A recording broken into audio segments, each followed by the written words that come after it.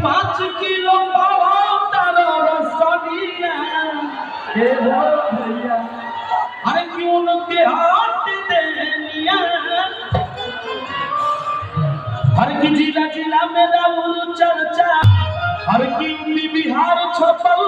परचाबा हर की राउर माथावा तो चमकत चंदनबा हर की करेला तूफानवा बंदनबा करेला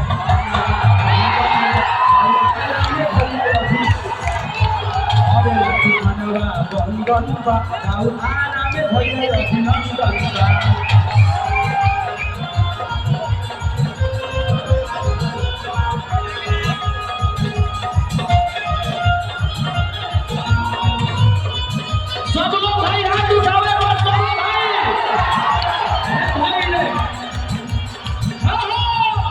करेला तूफानवा बंदनबा राउर आना में भइले अभिनंदनबा